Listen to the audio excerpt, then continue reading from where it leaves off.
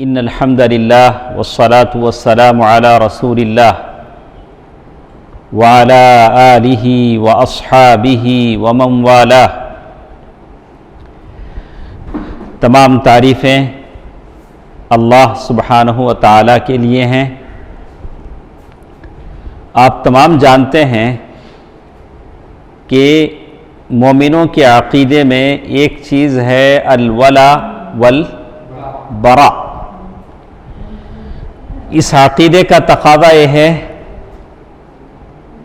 ولا کے معنی ہیں محبت المؤمنین ونصرتہم، کہ ہم مومنوں سے محبت رکھیں اور ان کو سپورٹ کریں۔ صحیح مومن مومنوں سے محبت کرتا ہے اور ان کو سپورٹ کرتا ہے، اسی کا نام الولا ہے۔ جیسے ولی، اللہ ولی الذین آمنوا، اللہ ان لوگوں کا دوست ہے جو ایمان لائے۔ تو مومن ہونے کے لیے اتنا کافی نہیں ہے کہ آپ اپنے طور سے نیک عمل کرتے رہیں، سب کچھ عبادتیں کرتے رہیں، لیکن ساتھ ساتھ مومنوں کے لیے آپ کے اور میرے دل میں محبت بھی ہونی چاہیے۔ مومنوں کو سپورٹ کرنا چاہیے۔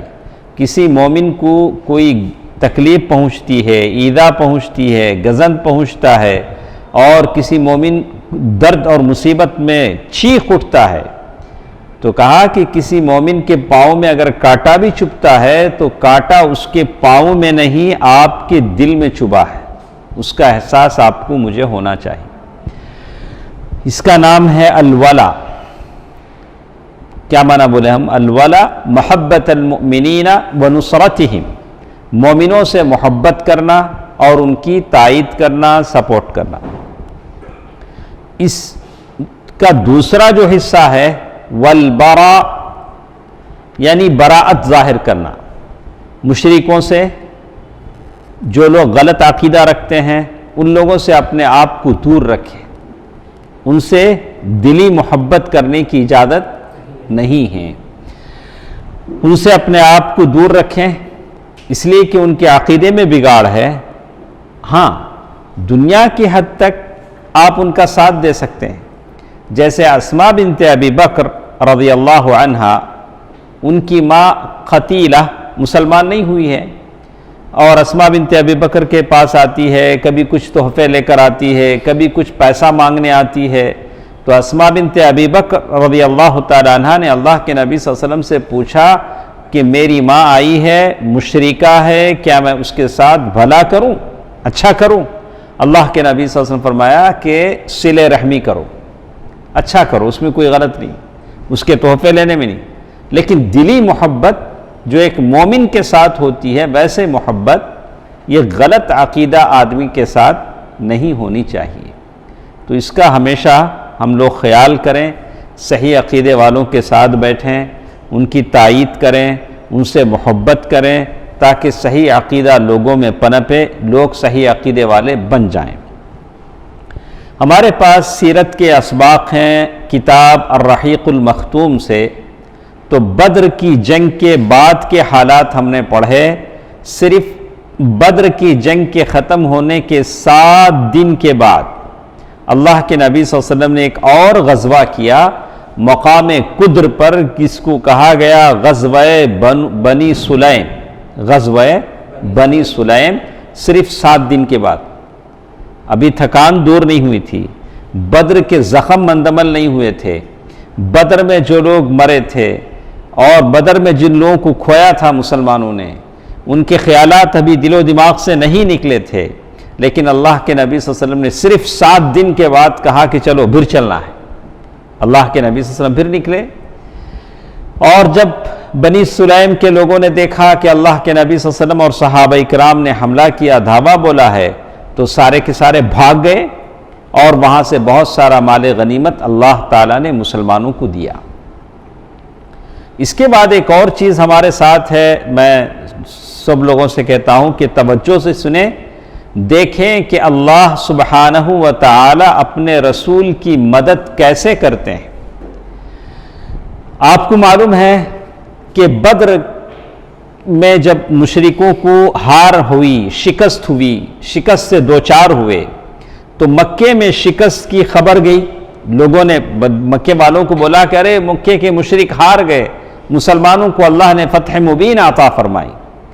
تو آنے والا جو سب سے پہلے آیا تھا، اس نے آ کر کہا کہ ابو الحکم یعنی ابو جہل مارا گیا، اور اس نے امیہ بن خلف کے بارے میں کہا کہ امیہ بن خلف مارا گیا، کئی نام اس نے کہا۔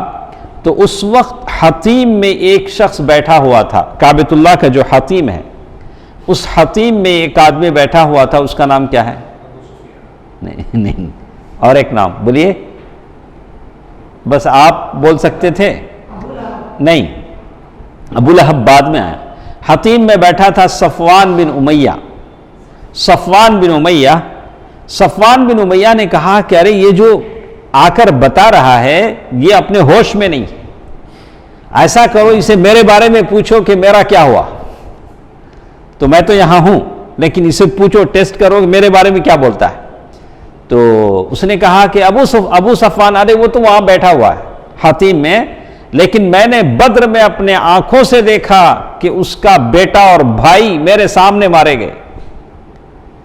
تو آپ کو اتنا معلوم ہو گیا کہ ابو صفوان کا بھائی اور بیٹا کہاں مارے گئے؟ بدر میں۔ ابو صفوان کے دل میں وہ انتقام کی آگ بھڑک رہی تھی، وہ چاہ رہا تھا کہ کسی طریقے سے اس کا بدلہ لیا جائے، اور بالکل بے قابو تھا، اور ایسا لگ رہا تھا کہ مکے میں بس اللہ کے نبی صلی اللہ علیہ وسلم کے خلاف ایسی دشمنی پنپ رہی ہے جیسے گرم پانی ہانڈی میں کھولتا ہے، ویسے مکے والے تھے۔ بالآخر مکے کے دو آدمی تھے جو بڑے بہادر مانے جاتے تھے، انہوں نے طے کیا، فیصلہ کیا کہ اللہ کے نبی صلی اللہ علیہ وسلم کو کیا کر دیں؟ قتل کر دیں۔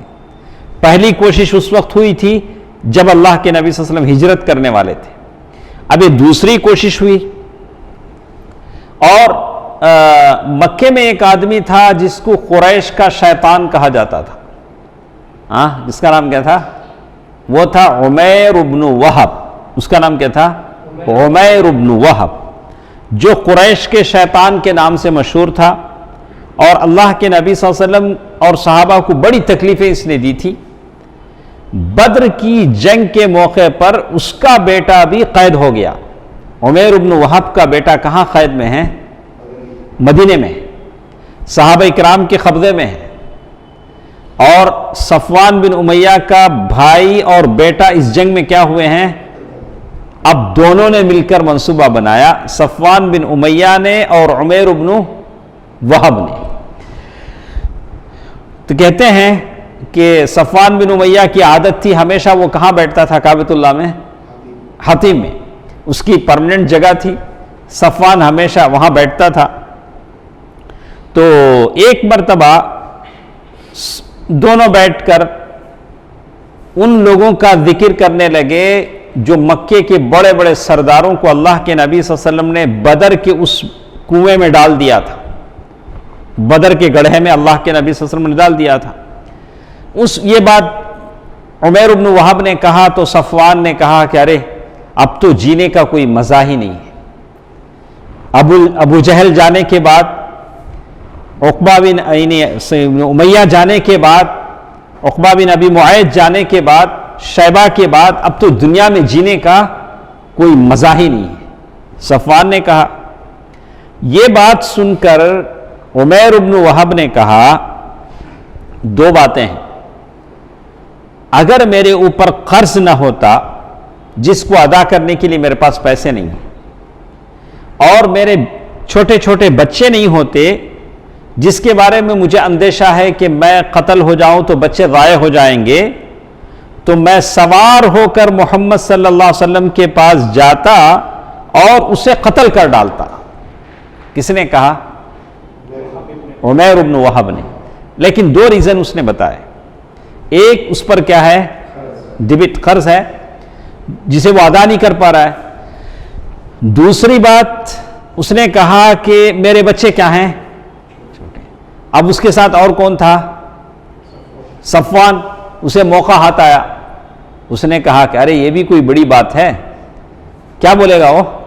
تمہارا قرض میرے ذمے, تمہارے بچے میرے ذمے, میرے بھائی اور بیٹے کے خون کا بدلہ مل جائے گا, تمہارا ساتھ بھی کیا ہوگا, تمہارا بیٹا وہاں قید ہے.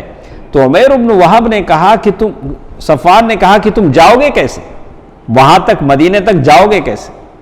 کہا کہ جانے کے لیے میرے پاس ایک ریزن ہے, میرا بیٹا وہاں قید ہے, اس سے ملنے کے بہانے جاؤں گا, اس کا فدیہ دینے کے بہانے جاؤں گا, اللہ کے نبی کو قریب سے دیکھوں گا, قتل کر ڈالوں گا.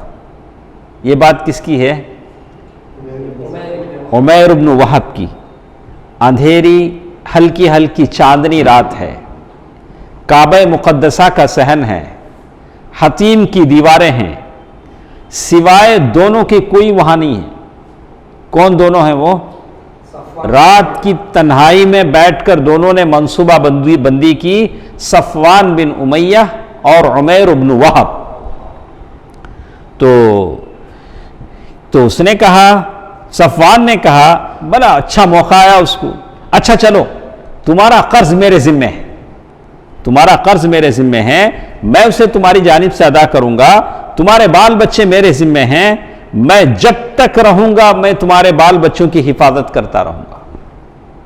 عمیر نے کہا تو بات تو ٹھیک ہے, دونوں کے بیچ میں بات طے ہوگی, اور رات ہے, چاندنی رات ہے, کوئی دیکھ نہیں رہا ہے, صرف دونوں ہیں پورے کعبے کے صحن میں. عمیر بن وہب نے کہا کہ اچھا ایسا کرنا, معاملے کو راز میں رکھنا. معاملے کو کیا کرنا؟ اب راز کھلے گا تو یا تیری طرف سے کھلنا یا تو میری طرف سے کھلنا, اس لیے کہ تیسرا آدمی نہیں. صفوان نے کہا ٹھیک ہے میں ایسا ہی کروں گا. اس کے بعد عمیر گھر آیا, گھر آنے کے بعد تلوار پر سان پکڑائی. سان پکڑانا جانتے ہیں الطاف بھائی؟ سان پکڑانا معلوم ہے؟ یعنی اس کو تیز کرنا, وہ چھری تیز کرنے, ویسے تلوار کو کیا کیا؟ سان پکڑایا. تو آپ جانتے ہوں گے, اچھا ثنا بھائی کو اچھا معلوم, ہاں سان پکڑانا کیا ہوتا ہے.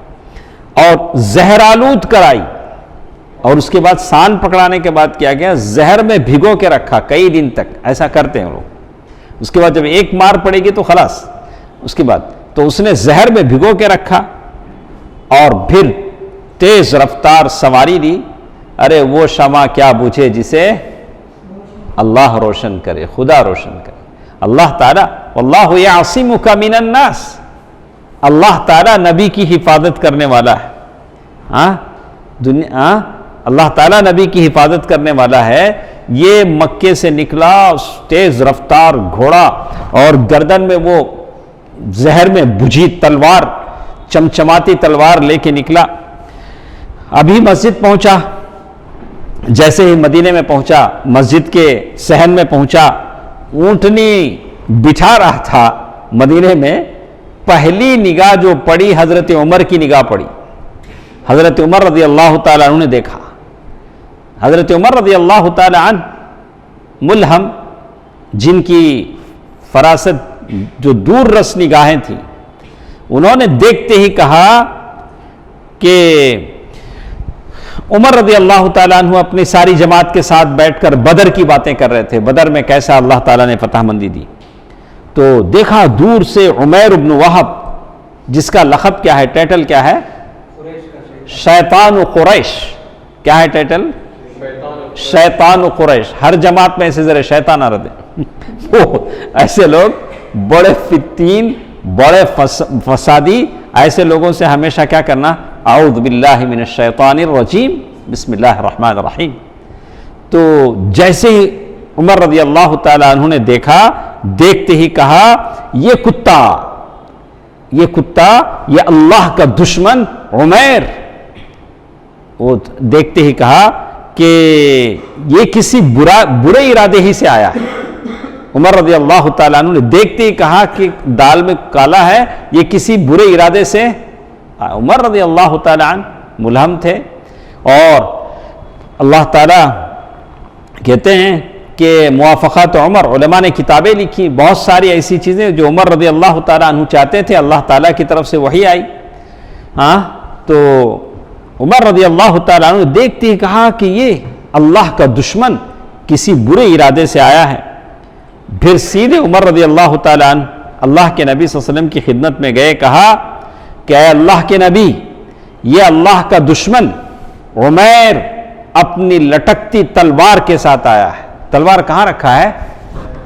گردن میں، یعنی ایسے رکھا ہے کہ فوراً نکال سکنا، دیر نہیں ہونا. ادھر ادھر ہے تو کیا ہوگا؟ دیر ہوگا. ایسے ہاتھ ڈالتے ہی کیا تلوار مل جانا.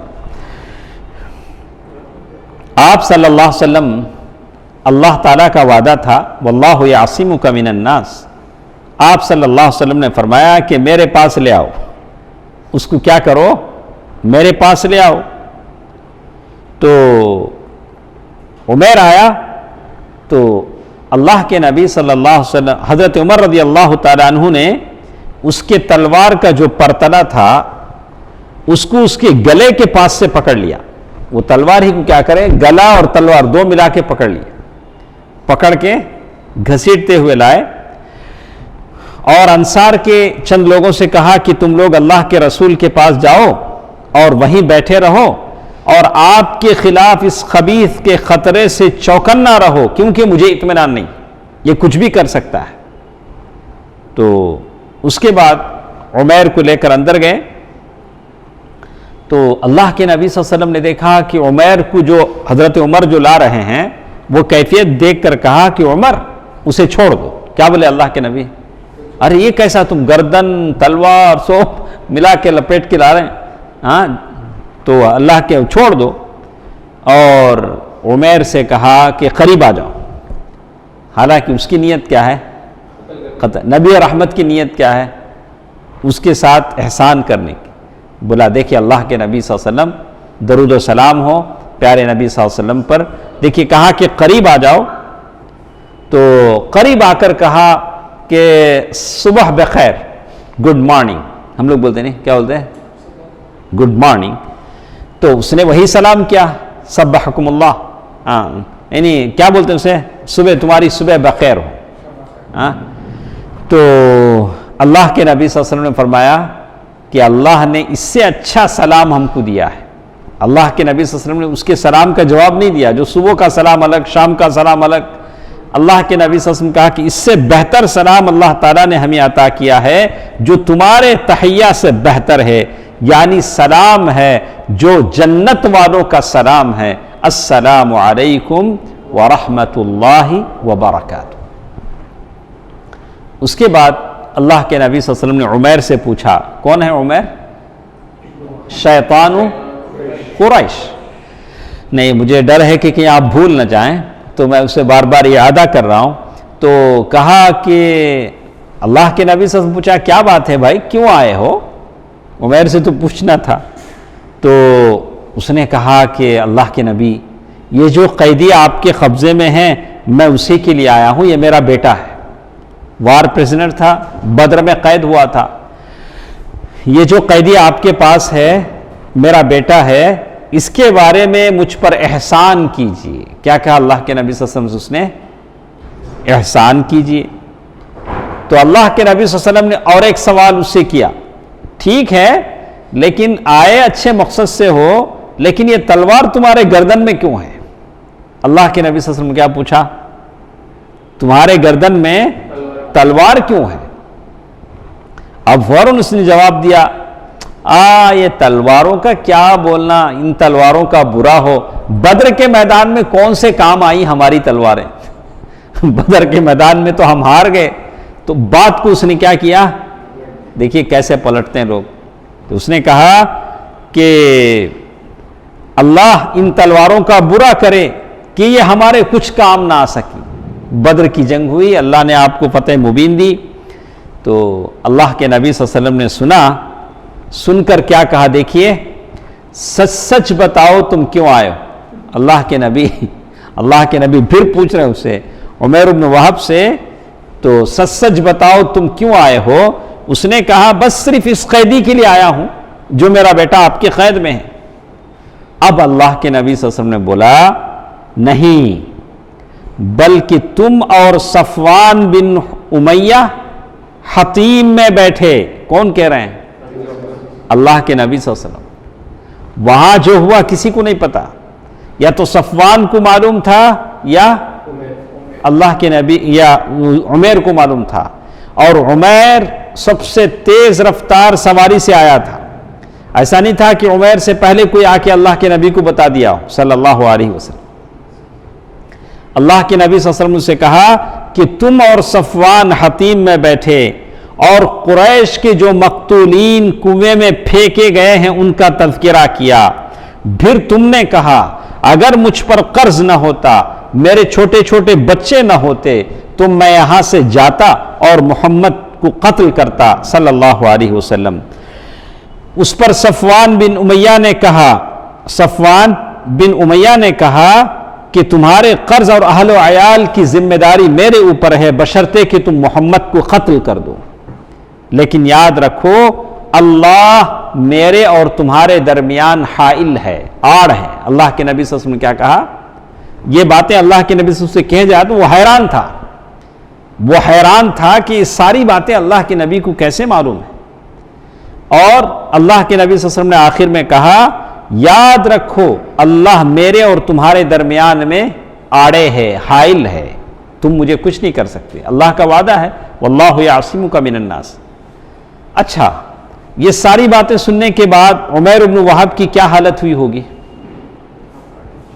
سٹپٹا گیا، حیران ہو گیا، اور فوراً اس کی زبان سے نکلا میں گواہی دیتا ہوں کہ آپ اللہ کے رسول ہیں صلی اللہ علیہ وسلم. جو قتل کرنے آیا تھا کیا ہو گیا؟ شہادہ گواہی دینے لگا، ایمان کی گواہی دینے لگا. اے اللہ کے رسول صلی اللہ علیہ وسلم، آپ ہمارے پاس آسمان کی جو خبریں لاتے تھے اور آپ پر جو وحی نازل ہوتی تھی اسے ہم جھٹلا دیا کرتے تھے. ہم وحی کو مانتے نہیں تھے، جبریل علیہ السلام کا آنا مانتے نہ تھے.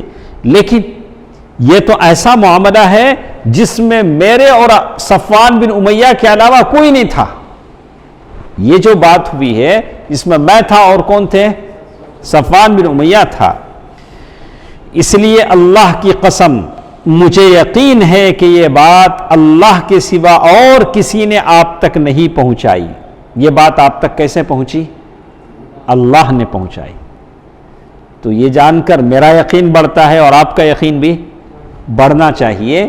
اور کہتے ہیں عمیر بن وہب نے کہا پس اللہ کی حمد ہے جس نے مجھے اسلام کی ہدایت دی.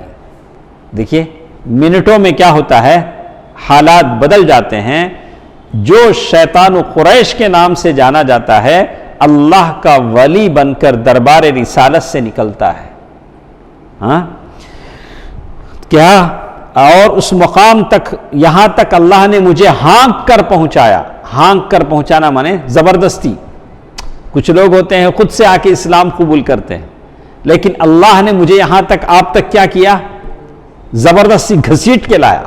میں جو آیا خود سے تو نہیں آیا تھا. اچھا، پھر عمیر نے کلمہ حق کی شہادت دی اور رسول اللہ صلی اللہ علیہ وسلم نے صحابہ کرام کو پکار کر کہا، فرمایا دیکھیے یہ جو پوائنٹ ہے، یہ جو جملہ ہے، یہی میں آپ کو سنانا چاہتا تھا. عمیر بن وہب ابھی مسلمان ہوئے ہیں. اللہ کے نبی صلی اللہ علیہ وسلم صحابہ کو خطاب کر کے کہہ رہے ہیں اپنے بھائی کو دین سمجھاؤ. کیا کرو؟ تو ہمارے اوپر ذمہ داری آتی ہے کہ جو لوگ بھی دین میں آتے ہیں ہمارا کام کیا ہونا چاہیے؟ ہم ان کو کیا کریں؟ دین بتائیں، دین پڑھائیں، دین سمجھائیں. ایسا نہیں چھٹ خلاص، ایسا نہیں ہوگا کہ ہم ان کے ساتھ اچھا ہینڈ شیک دیں، نعرہ تکبیر اللہ اکبر بول دیں، پھر وہ ادھر چلے جائے ہم ادھر آ جائیں. بولا کہ نہیں، ایسا نہیں ہوتا ہے. کہا کہ اپنے بھائی کو دین سمجھاؤ. دوسری چیز جو عمیر بن وہب کو کہا قرآن پڑھاؤ. ساتھ ساتھ کیا کرو؟ اسے قرآن پڑھاؤ. فالو اپ ہونا چاہیے جس کو ہم متابعہ کہتے ہیں. نیا اگر کوئی آدمی دین قبول کرتا ہے تو اسے سمجھانا چاہیے اسے بہت سارے مصائب آئیں گے، مشاکل آئیں گے، پرابلم آئیں گے، اس کے لیے اس کو تسلی دینی چاہیے۔ اور ساتھ ساتھ اللہ کے نبی نے یہ بھی کہا کہ اس کے قیدی کو آزاد کر دو، اس کا بیٹا جو ہمارے قید میں ہے اسے کیا کرو؟ آزاد کر دو۔ کتنی باتیں اللہ کے نبی نے کہا۔ ہاں، ایک دینی تربیت اس کی کرو، دوسرا قرآن پڑھاؤ، تیسرا آپ اگر آج ہم لوگ دیکھتے ہیں کہ ہم لوگ جتنے بھی قرآن دیتے ہیں آپ ان کا مطابقہ کریں، اکثر لوگ یہی کہیں گے کہ بھائی ہم نے تو لیا ہے لیکن ہماری سمجھ میں نہیں آیا، ہم پڑھ نہیں پائیں۔ یا تو ہم ایسے کر سکتے ہیں کہ صرف آخرت کی جو آیتیں ہیں ان آیتوں کو الگ کر کے ایک سلیبس کے طور پر ان کو دیں تاکہ وہ پڑھ سکیں، ایک ہی موضوع۔ اصل چیز جو ہوتی ہے آخرت کی فکر، آخرت کا اہتمام، آخرت کی تیاری جن جن آیتوں میں ہے ان آیتوں کو ہم کیا کریں، ان کے حوالے کریں تاکہ وہ پڑھ سکیں۔ تو سارا قرآن ہم دیکھ رہے سمجھتے ہیں کہ وہ پڑھ لے گا، لیکن ایسا نہیں ہوتا ہے۔ اکثر لوگ لیتے ہیں لیکن اس میں سے بہت کم قرآن کو کیا کر پاتے ہیں، پڑھ پاتے ہیں۔ یہ تو حالت عمیر بن وہب کی ہے۔ عمیر بن وہب کے ساتھ اور کون آدمی تھا؟ صفوان بن امیہ۔ اب صفوان بن امیہ کاؤنٹ ڈاؤن ٹائم لگا کے بیٹھا ہے، وہ کیا ہے؟ بہت جلد ایک خوشخبری آئے گی، سارے لوگوں کو جمع کر کے کیا بول رہا ہے وہ؟ بہت جلدی کیا ہوگی؟ دیکھیے کہا ادھر صفوان لوگوں سے کہتا پھر رہا تھا کہ یہ خوشخبری سن لو کہ چند ہی دنوں میں ایک ایسا واقعہ پیش آئے گا جو بدر کی مصیبتوں کو بھلا دے گا۔ بدر میں ہمارا جتنا لاس ہوا ہے ساری چیزوں کو ہم بھول جائیں گے، بہت جلد ایک اچھی خبر آنے والی ہے۔ اور ساتھ ساتھ کیا کرتا، جو قافلے مدینے سے آتے ان سے پوچھتا کہ عمیر کہیں دکھا، عمیر بن وہب کو آپ سے ملاقات ہوئی، عمیر بن وہب کو آپ لوگوں نے دیکھا، اس طرح سے پوچھتے ایک سوار نے بتا ہی دیا کہ عمیر مسلمان ہو چکے ہیں۔ کیا بولے؟ ساری خواہشوں پر کیا پڑ گیا بیچارے کے؟ پانی پڑ گیا۔ کیا سوچے تھے کیا ہو گیا؟ تو لوگوں نے بتایا کہ عمیر مسلمان ہو چکے ہیں۔ یہ سن کر صفوان نے قسم کھائی کہ اس سے کبھی بات نہیں کرے گا اور نہ کبھی اسے نفع پہنچائے گا۔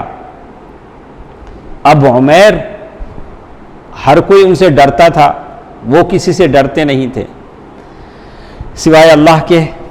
تو عمیر نے دین سیکھا، قرآن پڑھا، مکہ آئے اور مکے ہی میں رہے دائی بن کر، اسی صفوان کے سامنے اسلام کے دائی بن کر جینے لگے۔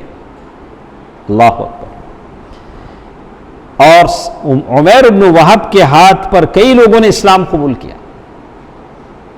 دیکھا ایک ہی مجلس میں اللہ لوگوں کو کیسے سے کیسے بدلتا ہے۔ جو شخص محمد صلی اللہ علیہ وسلم کی جان لینے کے لیے زہر میں بجھی تلوار لے کر نکلتا ہے، وہ داعی اسلام بن کر مکے میں داخل ہوتا ہے، وہ ہے عمیر بن وہب۔ حالات بدلتے دیر نہیں لگتی۔ اسی کے ساتھ ساتھ آپ نے سنا بنی قینقاع، یہودیوں کے بہت سارے قبیلے تھے، انہی میں سے بنو قینقاع، اللہ کے نبی صلی اللہ علیہ وسلم جیسے ہی مدینہ آئے ان لوگوں سے اللہ کے نبی صلی اللہ علیہ وسلم نے اگریمنٹ کیا، اور اللہ کے نبی صلی اللہ علیہ وسلم کی پوری خواہش تھی کہ یہودیوں سے جن باتوں پر معاہدہ ہوا ہے، اگریمنٹ ہوا ہے، وہ چلتا رہے، دونوں طرف سے کسی بھی طرف سے وعدہ خلافی یا اس معاہدے کو توڑنے کی کوشش نہ ہو۔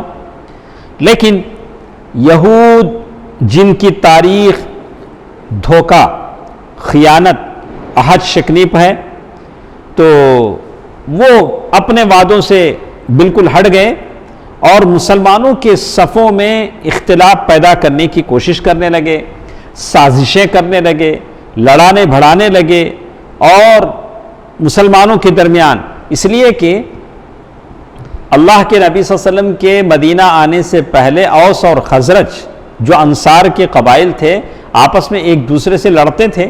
اللہ کے نبی صلی اللہ علیہ وسلم آئے تو ان کے درمیان الفت و محبت پیدا ہو گئی، لیکن یہود جو تھے ان کو یہ بات پسند نہیں تھی، اس لیے کہ وہ دونوں لڑتے تھے تو ان کے پاس ہتھیار لیتے تھے، پیسے ہو جاتے تو ان کے پاس قرض لیتے تھے۔ اب چونکہ دونوں مل گئے تو لڑائیاں نہیں ہوتی تھی، یہودیوں کا دھندا کیا ہو گیا؟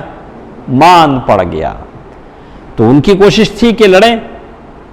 تو ایک بوڑھا یہودی تھا شاس بن قیس، اس کا نام کیا تھا؟ شاس بن قیس۔ بالکل ایسا بوڑھا، خبر میں پاؤں لٹک رہے تھے، بالکل بوڑھا ہو چکا تھا، لیکن بڑا زبردست کافر تھا، پیور کافر، کافروں میں بھی کیسا؟ بڑا زبردست کافر، اور مسلمانوں سے سخت عداوت اور دشمنی رکھتا تھا۔ ایک بار ایسا ہوا، ایک مجلس سے گزر کر جا رہا ہے، وہاں اوس اور خزرج کے لوگ بیٹھے ہیں اور دونوں الفت و محبت کی باتیں کر رہے ہیں کہ پہلے ہم لوگ کیسے تھے، اسلام آنے کے بعد کیسے ہوئے۔ تو اس نے کہا کہ ارے یہ تو بڑا برا ہوا، یہ لوگ متحد ہو گئے ہیں، ان کے اندر ملاپ الفت و محبت کی باتیں ہو رہی ہیں۔ تو اس نے ایک نوجوان یہودی کو اس مجلس میں بھیجا، دیکھیے مجلس خراب کرنے والے کیسے رہتے، اس مجلس میں بھیجا، مجلس میں بھیج کر کہا کہ تم جا کر بیٹھو، بیٹھ کر کیا کرو؟ جنگ بعاث کا تذکرہ کرو۔ جنگ بعاث میں اوس اور خزرج ایک دوسرے سے لڑے تھے، اور تذکرہ کرو، اور دونوں جانب سے وہ زمانے میں جو اشعار کہے گئے اس اشعار کو تم سناؤ، پھر کیا کرو؟ اس کو ریپیٹ کرو۔ اب جب وہ اشعار پڑھنے لگا تو اوس اور خزرج کی پرانی دشمنیاں یاد آ گئیں۔ ہاں تو دیکھیے ایسے کچھ لوگ ہوتے ہیں، ہر خاندان میں، ہر قبیلے میں، ہر محلے میں ایسے لوگ کیا ہوتے ہیں، ان کا کام ہی کیا ہوتا ہے؟ لوگ لڑتے رہیں، یہ خوش ہوتے رہیں، ایسے ہی۔ تو دونوں میں سے اب ایسی بات ہو گئی کہ دونوں نے کہا کہ چلو ہم لڑنے تیار ہیں، دیکھتے ہیں ہمارے تلوار میں طاقت ہے، تمہارے تلوار میں طاقت، چلو حرہ شرقیہ، حرہ غربیہ جو مانے جاتے ہیں، کہا کہ ادھر چلیں کہ ادھر چلیں۔ بات یہاں تک ہو گئی اور نوبت یہاں تک آ گئی کہ تلواریں نکل پڑتی۔ اللہ کے نبی صلی اللہ علیہ وسلم کو معلوم ہوا، اللہ کے نبی صلی اللہ علیہ وسلم مہاجرین کے ساتھ تشریف لائے اور کہا اے مسلمانوں کی جماعت، اللہ اللہ، کیا میرے رہتے ہوئے جاہلیت کی پکار، وہ بھی اللہ تعالیٰ نے تمہیں اسلام سے سرفراز کر چکا، بدر کی فتح مبین اللہ تعالیٰ نے تم کو عطا فرما دی اور تمہارے دلوں کو آپس میں جوڑ چکا۔ آپ صلی اللہ علیہ وسلم کی نصیحت سن کر صحابہ کو احساس ہوا کہ ان کی حرکت شیطان کا ایک جھٹکا تھا اور دشمن کی ایک چال تھی۔ سارے صحابہ رونے لگے۔ پھر رسول اللہ صلی اللہ علیہ وسلم نے سب کو نصیحت کی، اور وہ آگ کس نے لگائی تھی؟ شاس بن قیس، حالانکہ وہ خود تو بوڑھا تھا، لیکن دوسروں کی عاقبت اور آخرت کیا کرنا چاہ رہا تھا؟ برباد کرنا چاہتا تھا۔ تو کہتے ہیں کہ اس طرح کی ہنگامے یہ لوگ برپا کرتے تھے۔ یہ لوگ جھوٹے رومرز کیا کرتے ہیں؟ مسلمانوں میں جھوٹے رومرز پیدا کرتے، پروپیگنڈے پیدا کرتے، اور صبح مسلمان ہو کر شام کو پھر کافر ہو جاتے۔ صبح آتے اللہ کے نبی صلی اللہ علیہ وسلم، یا اللہ کے رسول میں مسلمان ہونا چاہتا ہوں، مسلمان ہو جاتے، شام ہوتے ہوتے کیا ہوتے ہیں؟ کافر ہو جاتے۔ لوگ دیکھتے ارے انہیں صبح مسلمان ہوا، ہاں اچھا اسلام میں کیا بھی نہیں دکھتا، اسلام کیا کہ سم تھنگ رانگ ہے، اس واسطے انہیں پھر کیا ہو گیا؟ گھر واپس کیا ہو گیا؟ پھر ادھر آ گیا۔ یہ سب کیا ہے؟ اسلام کو بدنام کرنے کے ہتھ کنڈے ہیں۔ ہم نے عمیر بن وہب کا اسلام دیکھا، کتنا پختہ اسلام تھا۔ تو اس طرح کی لوگوں تھی، اور ان کی پالیسی یہ بھی تھی کہ اگر وہ کسی مسلمان کو قرض دیے ہوتے، وہ آدمی مسلمان ہو گیا ہوتا تو قرض واپس لینے کے لیے اسے تنگ کرتے۔ اگر کسی مسلمان کا پیسہ یہ یہودی لیے ہوتے تو بولتے کہ اچھا تمہارا پیسہ ہم نے اس وقت لیا جب تم مسلمان نہیں ہوئے تھے، اب تم مسلمان ہو گئے نہیں، اب قرض کیا بھی نہیں، تمہارا ہمارا کیا بھی۔ یہ قرض کو مسلمان ہونے کو کیا تعلق، شاید اس زمانے کی یہودی سمجھیں، ہاں تو ایسے ہی کرتے۔ تمہارا قرض تو ہمارے اوپر اس وقت تھا جب تم اپنے آبائی دین پر تھے، لیکن اب جب تک کہ تم نے اپنا دین بدل دیا ہے، اب ہمارا اور تمہارا کوئی لین دین نہیں ہے۔ دیکھیے کیا پالیسی انہوں نے اپنائی۔ تو یہود یہ ساری حرکتیں بدر سے پہلے ہی کرنا شروع کر دی تھی، اور اللہ کے نبی صلی اللہ علیہ وسلم کا معاہدہ بھی ان کے ساتھ تھا، اور انہوں نے اللہ کے نبی صلی اللہ علیہ وسلم سے جو معاہدہ کیا تھا اس معاہدے کو توڑ دیا تھا۔ اور یہودیوں میں سب سے زیادہ کینہ کپٹ رکھنے والا شریر کعب بن اشرف تھا۔ کون تھا؟ یہ نام اچھی طرح یاد رکھیں سنا بھائی۔ اس کا قلعہ ایک زمانے تک مدینے میں تھا، ابھی بھی آج بھی مشہور ہے، قلعۃ کعب بن اشرف، شاید وہ جگہ ابھی بھی ہے جہاں اس کا قلعہ تھا، قلعۃ کعب بن اشرف۔ تو اس کا ذکر آگے آئے گا، کیسے اس کو قتل کیا گیا، بڑا دلچسپ واقعہ ہے کیسے اس کو قتل کیا گیا کعب بن اشرف۔ تو اس طرح تینوں یہودی قبائل میں سے، جو یہودی قبائل مدینے میں تھے، ان تینوں یہودی قبائل میں سے سب سے زیادہ بدماش جو لوگ تھے بنو قینوقاع کے تھے۔ یہ لوگ مدینے کے اندر ہی رہتے تھے، ان کا قبیلہ اسی نام سے تھا۔ یہ لوگ پیشے کے لحاظ سے سنار تھے۔ کیا تھے؟ سنار اور لوہار، کبھی لوہار اور برتن بنانے والے، اس طرح تین پیشے ان کے تھے۔ کیا کیا پیشے تھے؟ سنار، لوہار، لوہے کا کام کرتے نہیں، اور برتن بنانے والے۔ تو یہ تین پیشے ایسے تھے جس کی وجہ سے ہر آدمی کے پاس ہتھیار زیادہ تھا۔ لوہار بولے تو تلوار بنانے والا، اس کے پاس ہمیشہ کیا تلوار رہیں گے، بے حد نیزے رہیں گے ہمیشہ۔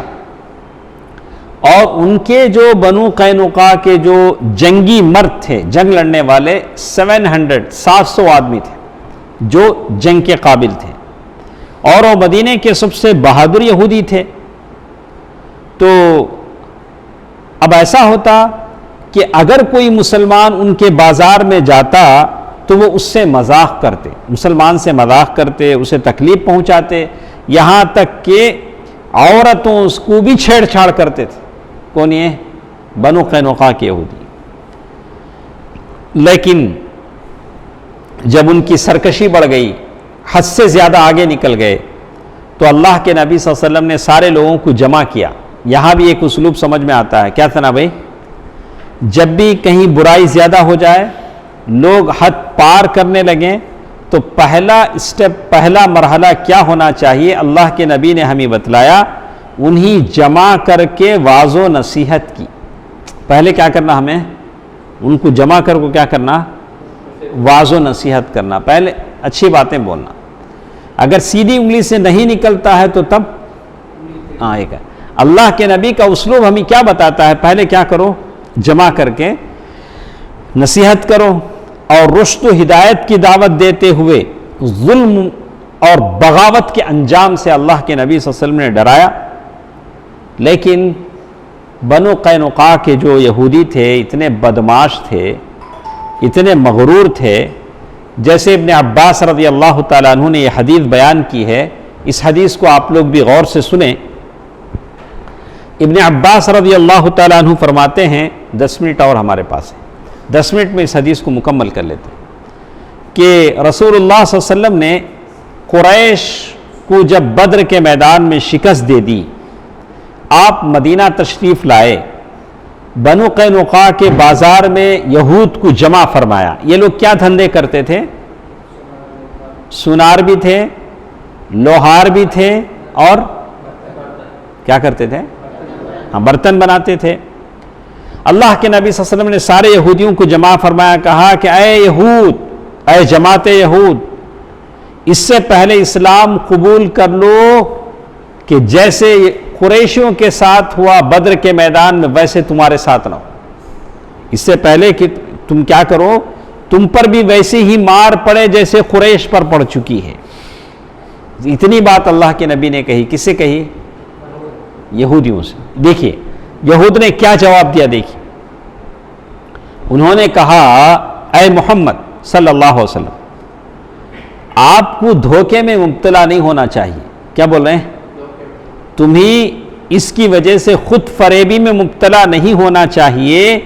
تمہارا مقابلہ بدر کے میدان میں اناڑی لوگوں سے ہوا. اناڑی بولے تم؟ اناڑی ہم بولتے ہیں دکنی زبان میں ذرا زیادہ کس کے کیا بولتے ہیں؟ اناڑی بولتے ہیں. اناڑی وہ جو بدر کے میدان میں آپ سے لڑے تھے قریش کے لوگ، وہ کیا تھے؟ اناڑی لوگ تھے اور ناآشنائے جنگ تھے. وہ لوگ جنگ کیا ہے ان کو معلوم نہیں تھا، اور آپ نے ان کو مار لیا. آپ نے کیا کر لیا؟ ان کو ہرا دیا. اگر تمہاری لڑائی ہمارے سے ہو گئی، اگر تمہاری لڑائی کیا ہو گئی؟ ہم سے ہو گئی، تو پتہ چل جائے گا کہ ہم مرد ہیں. کیا کہا یہودیوں نے؟ آپ کو معلوم ہو جائے گا کہ ہم مرد ہیں. ویسے دکھتے بھی ہیں کہ مرد ہیں. اب اسے کیا بولیں گے؟ تو کسی کو مرد دیکھنے کے لیے کیا لڑنا پڑے گا؟ وہ تو دکھے گا کہ وہ مرد ہے کہ وہ عورت ہے. تو انہوں نے کہا کہ اگر آپ ہم سے لڑیں گے تو پتہ چلے گا کہ ہم مرد ہیں، اور ہمارے جیسے لوگوں سے تمہیں پالا نہیں پڑا تھا. تو اللہ تعالیٰ نے فوراً آیت نازل کر دی. اللہ کے نبی صلی اللہ علیہ وسلم نے بس اتنی سی بات کہی تھی کہ ایمان لا لو. اللہ تعالیٰ نے کہا قُلْ لِلَّذِينَ كَفَرُوا سَتُغْلَبُونَ وَتُحْشَرُونَ إِلَى جَهَنَّمَ وَبِئْسَ الْمِهَادُ قَدْ كَانَ لَكُمْ آيَةٌ فِي فِئَتَيْنِ الْتَقَتَا فِئَةٌ تُقَاتِلُ فِي سَبِيلِ اللَّهِ وَأُخْرَى كَافِرَةٌ يَرَوْنَهُمْ مِثْلَيْهِمْ رَأْيَ الْعَيْنِ وَاللَّهُ يُؤَيِّدُ بِنَصْرِهِ مَن يَشَاءُ إِنَّ فِي ذَلِكَ لَعِبْرَةً لِأُولِي الْأَبْصَارِ. ان کافروں سے کہہ دو کہ عن قریب مغلوب کیے جاؤ گے اور جہنم کی طرف ہانکے جاؤ گے، اور وہ برا ٹھکانہ ہے. جن دو گروہوں میں ٹکر ہوئی ان میں تمہارے لیے نشانی ہے. بدر کے میدان میں جو کچھ ہوا اس میں تمہارے لیے نشانی ہے. یہ گروہ اللہ کے راستے میں لڑ رہا تھا اور دوسرا گروہ کافر تھا. یہ ان کو آنکھوں دیکھنے میں اپنے سے دوگنا دیکھ رہے تھے، اور اللہ اپنی مدد کے ذریعے جس کی تائید چاہتا ہے کرتا ہے. اس کے اندر یقیناً نظر والوں کے لیے عبرت ہے. آیت نازل ہوئی تو بنو قینقاع کے یہودیوں کا جو جواب تھا اسے کیا کہیں گے آپ لوگ؟ کیا نام دیں گے؟ کیا نام سے ہم سمجھ سکتے ہیں جو کچھ باتیں انہوں نے کہیں؟ اعلان جنگ تھا. اسلام اور مسلمانوں کے خلاف کیا تھا؟ اعلان جنگ تھا. اور اللہ کے نبی صلی اللہ علیہ وسلم کی نصیحت سے زندگی بدلنے کے بجائے ان کے اندر اور جرأت آ گئی، بدمعاشی بڑھ گئی، اور ان کی بدمعاشی بڑھ گئی، جس کے نتیجے میں انہوں نے اپنے ہاتھوں سے اپنی قبر کھود لی. اسے کیا بولیں گے؟ وہ ایسے کچھ آگے بڑھے جس کی وجہ سے اپنے ہاتھوں سے اپنا قبر کھودنا، معلوم اپنے پیروں کے نیچے خود سے کیا کرنا؟ مصیبت مول لینا. ویسے ہوا. اور اپنے اوپر زندہ رہنے کی یہ کیا کیا؟ ختم کر لیا. یہ کیسا ہوا؟ انشاءاللہ آئندہ ہفتے کے درس میں ہم سنیں گے کہ کیسے ایک عورت بنو قینقاع کے بازار میں جاتی ہے کچھ خریدنے کے لیے، کیسے وہاں کا سنار اس سے مانگ کیا کرتا ہے، کیا اس عورت سے وہ چاہتا ہے، وہ عورت کا جواب کیا ہوتا ہے، پھر اچانک وہاں دو قتل ہو جاتے ہیں. اس کا سبب کیا ہے؟ یہ ساری باتیں انشاءاللہ آئندہ ہفتے کے درس میں ہم سنیں گے. اللہ تعالی بہتر بات سننے اور عمل کرنے کی توفیق دے. آمین. والسلام علیکم ورحمۃ اللہ وبرکاتہ.